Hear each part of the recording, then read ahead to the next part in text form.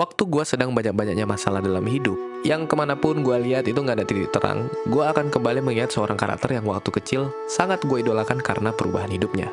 Dan karakter itu adalah Zuko. Semua dari kita pasti punya trauma masa lalu, tapi yang pasti kita punya pilihan, teman-teman.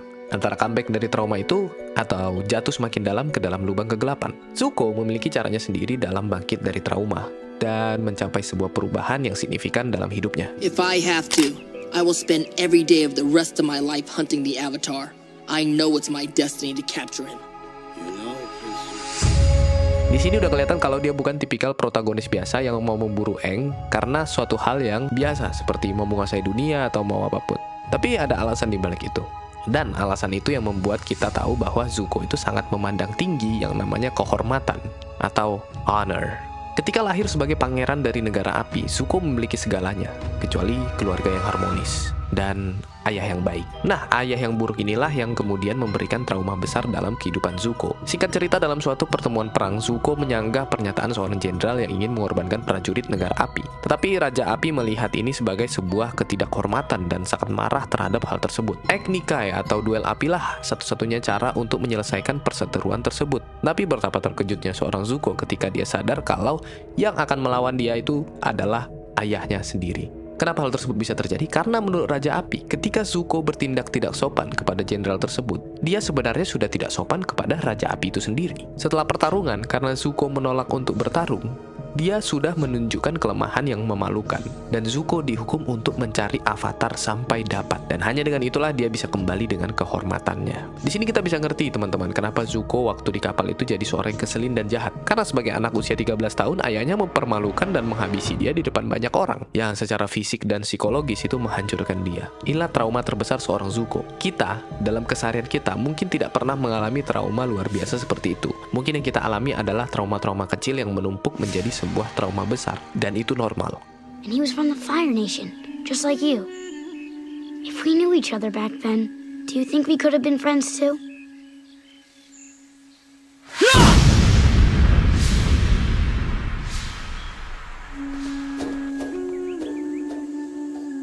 Teman-teman, kalau kita ngelihat hidup dari sudut pandang kesakitan, maka hanya kesakitanlah yang bisa kita lihat. Kemanapun yang kita lihat, itu adalah musuh dan kegelapan. Sehingga teman-teman, ketika kita melihat kenapa Zuko ngelihat dunia itu hancur adalah karena dirinya sendiri juga sebenarnya hancur. Sadar atau tidak teman-teman, Zuko kecil tidak pernah terlihat punya teman. Yang dia punya malahan adalah ibu yang meninggalkan dia, ayah yang benar-benar abusif, dan Azula, adik yang sangat amat buruk menjadi seorang adik. Gimana mental seorang Zuko itu nggak hancur lebur?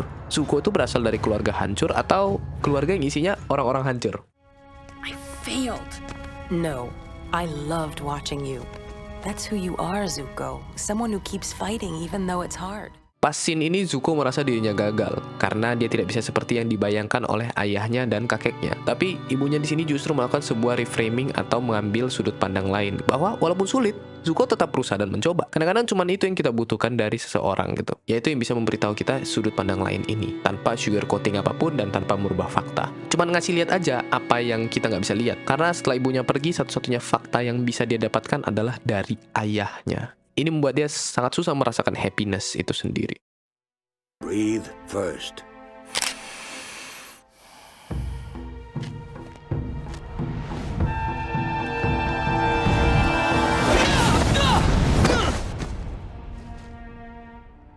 Dalam hidup kita bakal dites oleh sesuatu yang sama berulang kali sampai kita beneran belajar dari situ. Jujur aja, Zuko sebenarnya beruntung banget karena ada Paman Iroh yang berada di sampingnya. Seperti di sini, Zuko dikasih pelajaran terus buat rendah hati sampai habis tuh dia. Masalahnya sampai sejauh ini dia belum belajar karena dia keras kepala. Dia pegang teguh terus itu pride. Yang udah jelas kalau Paman Iroh itu bilang, kebanggaan itu bukan lawan dari rasa malu, tetapi merupakan sumbernya.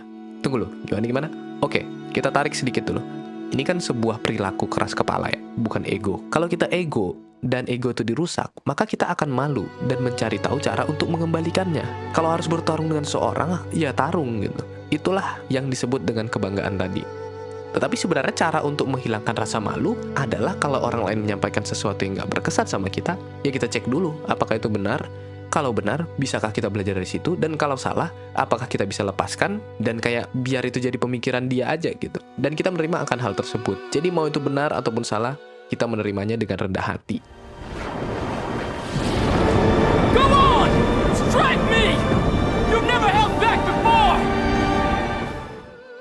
Kenapa di scene ini dia mau disambar oleh petir?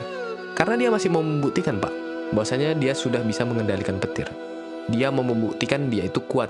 Dia mau membuktikan kepada ayahnya. Dia mau jadi anak yang ayahnya mau. Bahwa dia setara Azula. Tapi motivasinya itu sudah salah. Persis banget kata Paman Iroh, di dalam hati itu harus dibenerin dulu. Motivasinya harus dibenerin dulu. Karena yang bisa balikin kehormatannya itu hanyalah dirinya sendiri. Harus dirinya sendiri dulu menerima fakta bahwasanya dia emang udah terhormat. Itulah kerendahan hati. Ini termasuk bagian dari mencintai diri sendiri, teman-teman. Kita bisa menerima diri kita sendiri, tapi ketika kita kurang, kita bisa berpikir, oke, yang mana harus diperbaiki? Karena kita harus jadi lebih baik. Kalau membenci diri sendiri, pemikirannya adalah, gue harus buktikan kepada diri gue, kalau gue nggak bisa, gue harus terima hukumannya. Ya udah jelas salah.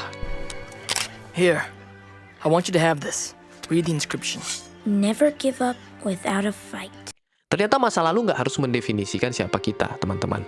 Sekuat-kuatnya rantai yang mengikat kita, rantai itu bisa dihancurkan. Bahwa kita bisa jadi orang yang lebih baik. Zuko kan selama ini ngelihat semuanya dari sudut pandang negara api ya. Akhirnya ketika Zuko dan Iroh melakukan perjalanan ke negara lain, dia baru sadar kalau negara api itu sebenarnya yang jahat. Dia sadar luka yang sudah ditimbulkan oleh negara api, sehingga perlahan dia mulai bisa menyusun puzzle dalam hatinya tersebut. Teman-teman, kalau selama ini kita nggak pernah merasa, oh, bisa jadi gue yang salah nih, atau kayaknya gue yang salah deh. Kemungkinan besar kita akan susah untuk menjadi manusia yang lebih baik. Jadi sering-seringlah koreksi dalam hati kita, oh mungkin aja gue yang salah.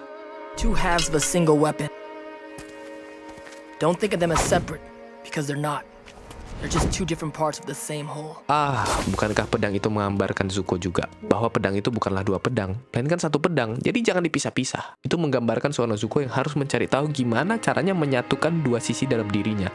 Kedua kakek buyutnya, Roku dan Sojin, kebaikan dan keburukan, Yin dan Yang. I know my own destiny, Uncle. Is it your own destiny?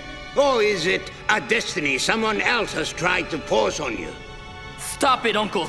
I have to do this. Di sini Zuko masih berpikir bahwa takdirnya itu adalah yang ayahnya cekokin. Nah, masalah dari keluarganya itu adalah cintanya itu kondisional gitu. Kalau lu memenuhi standar tertentu seperti Azula, barulah dapat cinta. Kalau enggak, ya lu gagal. Kalau dari antara teman-teman masih ada yang terjebak seperti ini, segeralah sadar. Karena kalian itu worthy kok. Dengan atau tanpa pengakuan dari siapapun. Lepaskanlah semua pengakuan itu. The Fire Nation took my mother away from me. I'm sorry. Sepertinya inilah pertama kali Katara melihat Zuko meminta maaf, dan sisi manusianya kelihatan. Karena Zuko, sama seperti Katara, waktu kecil itu ibunya diambil oleh negara api. Lalu datanglah Paman Iroh dan Aang. Disinilah Zuko harus mengambil keputusan yang bakal ngerubah jalan hidupnya. Dia sampailah ke persimpangan takdir. Dan dari lubuk hatinya yang paling dalam, sebenarnya dia udah tahu mana jalan yang benar. Sampai Azula datang menawarkan sesuatu yang Zuko gak bisa tolak, yang dia cari-cari selama ini, yaitu kehormatan, tahta, dan pengakuan.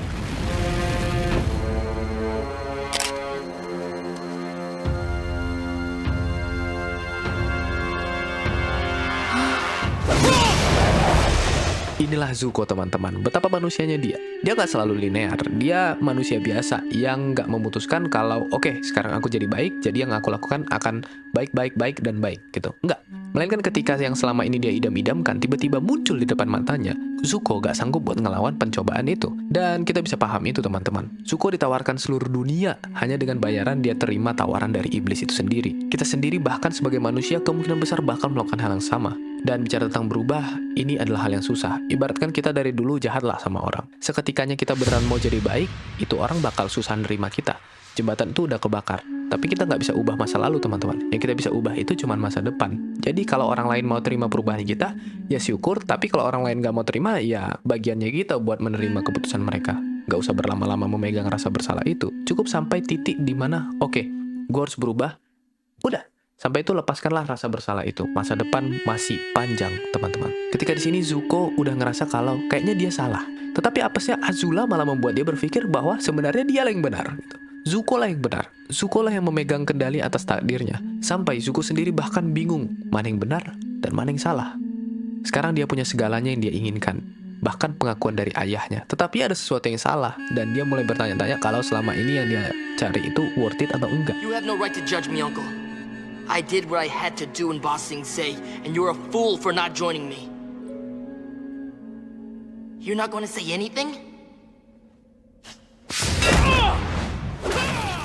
Dan Zuko terlihat mencari validasi. Dia mau Paman Aero bilang kalau yang dia lakukan itu benar. Dan karena ya Paman Aero diam-diam aja, dia nggak dapet itu. Ujungnya dalam hati Zuko tersisa cacian dan hinaan. Dan itu nggak membuat dia makin baik, tetapi malah makin buruk. Zuko jatuh lagi ke kemarahan dan kekejaman. Tetapi dia berpikir, ini bukan yang dia mau. Ini bukan sesuatu yang benar. Dan dia udah ngelakuin kesalahan yang fatal. Karena sejatinya jalan menuju kedamaian itu nggak lurus, teman-teman. Kadang jalan itu lambat, kadang kita harus berjalan mundur, kadang kita harus mengambil tikungan yang salah. Walaupun kita udah tahu kita sebenarnya mau kemana. It's a scar. It can't be healed. This is water from the spirit oasis at the North Pole. Bekas luka di wajah Zuko menampilkan lebih dari sekedar trauma. Itu adalah sebuah tanda. Tanda yang harus dia terima. Karena hanya dengan dia sudah menerima bekas luka itulah dia bisa sembuh. Tetapi bekas luka itu nggak cuma fisik, teman-teman. Seringkali psikis juga. Faktanya kita nggak bisa ngehilangin bekas luka itu. Tetapi kita bisa belajar dari situ. Zuko marah dan kecewa banget sama dirinya sendiri. Karena si Zuko ini kan udah balik ke rumah nih. Ayahnya udah nerima dia. Bahkan ngelihat dia sebagai pahlawan. Walaupun itu yang dia inginkan dari dulu, ternyata setelah mendapatkannya dia nggak merasa penuh. Rasa hormat dan kebahagiaan itu ternyata nggak ada. Dia masih Zuko yang sama, masih ngerasain kosong dan nggak tahu lagi mana yang benar, mana yang salah. Dia pikir dia udah ngelakuin hal yang benar, tetapi dia merasa itu salah. Balik lagi seperti kata Paman Aero, tanyakan kepada diri lu, sebenarnya lu itu mau apa sih? Jadi bukan ngerjain apa yang orang lain mau dari lu, tapi yang lu beneran mau. Sozin was your father's grandfather. Your mother's grandfather was Avatar Roku. Why are you telling me this? Because understanding the struggle between your two great-grandfathers can help you better understand the battle within yourself. Inilah dia trauma antar generasi yang akan terus berkelanjutan sampai satu orang bisa mematahkannya. Dan seperti kata Paman Aero, inilah alasan kenapa baik dan jahat itu selalu berperang dalam dirinya. Tapi ini juga alasan kenapa hanya Zuko lah yang mampu mematahkan kepahitan antar generasi tersebut. Karena dia bisa ngelihat ke belakang dan menjahit benang merah menuju kedamaian diri. Ini dalam banget, teman-teman. Dan ternyata pangeran yang sempurna itu bukan diri Zuko yang sebenarnya, yang membuat akhirnya Zuko ngambil keputusan bahwa ini semua udah cukup. Mulai dari sini dia akan berusaha untuk sebisa mungkin melakukan hal yang benar. Growing up, we were taught that the Fire Nation was the greatest civilization in history. And somehow, the war was our way of sharing our greatness with the rest of the world. What an amazing lie that was. The people of the world are terrified by the Fire Nation. They don't see our greatness. They hate us. And we deserve it. Ketika gerhana matahari, Zuko akhirnya menemui ayahnya. Bukan supaya ayahnya menerima dia, tetapi untuk ngasih tahu semua kesalahan ayahnya. Dan juga yang gak kalah penting, kesalahan dirinya sendiri. Dan dari sana dia bersumpah untuk menebus kesalahannya, untuk bertanggung jawab atas dosa masa lalunya. Kali ini dia beneran sendiri, dia udah gak diterima lagi di negara api. Tim Avatar juga membenci dia. Bahkan pamannya juga gak di sampingnya. Walaupun dia frustasi karena susah banget jadi orang benar, tapi benar kata ibunya, dia terus berusaha. Karena dia rasa itu benar secara moral kompasnya. Bukan benar yang dia lakukan demi dapat pengakuan. Dan ketika meminta tim Avatar menerimanya, kita bisa melihat seorang Zuko yang dari dulu isi kepalanya kehormatan, jadi tercermin pengakuan diri, kerendahan hati, dan penerimaan. Walaupun sudah masuk ke tim Avatar, Zuko tetap berprogres untuk merubah hal yang salah jadi benar. Waktu bersama Aang, dia belajar bahwa pengendalian api yang benar itu bukan untuk menghancurkan dan merusak seperti yang negaranya lakukan, melainkan api adalah sebuah tanda kehidupan.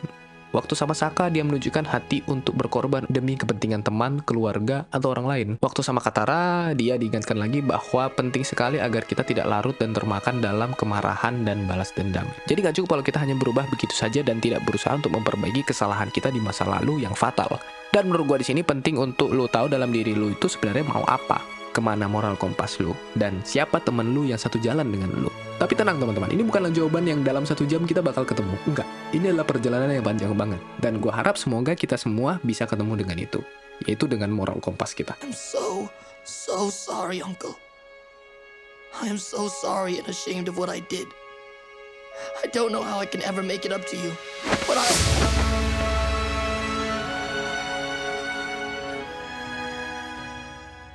Setelah semua itu, masih ada satu hal terakhir yang Zuko masih terganjal, yaitu pas dia mengkhianati pamannya. Satu-satunya orang yang beneran peduli dan sayang sama dia.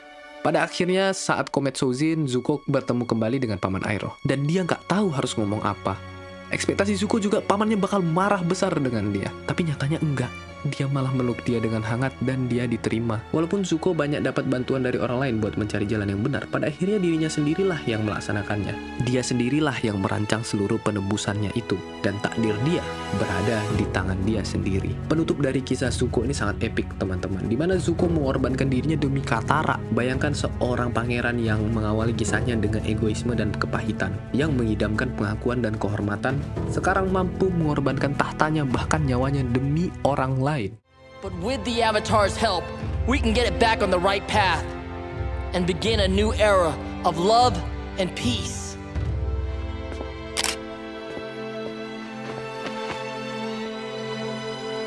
All hail Fire Lord Zuko! Gua rasa banyak sekali yang bisa kita dapatkan dari seorang Zuko ya. Salah satu yang paling ketara adalah sepertinya udah cukup waktunya untuk mencari pengakuan dari orang lain. Karena sejatinya kita sendirilah yang bisa memberikan pengakuan itu. Dan pada akhirnya cerita Zuko bukan tentang gimana caranya mendapatkan kehormatan itu kembali, tetapi tentang gimana caranya menerima diri kita sendiri dan agar kita mengikuti jalur hidup yang kita pengen, apapun itu. Lihat Zuko bisa berkembang kayak gini tuh beneran kena banget ke hati ya. Bahkan kehidupan gue sendiri. Waktu itu gue juga rusak. Tetapi karena ngelihat Zuko, gue jadi tahu bahwa harapan itu ada. Serusak apapun kita tetap bisa cari jalan kita yang hilang itu. Dan takdir bakal membawa kita ke tempat yang lebih baik. Itu aja teman-teman. Terima kasih udah menonton video ini. Semoga video ini bermanfaat. Sampai jumpa di video berikutnya. See ya!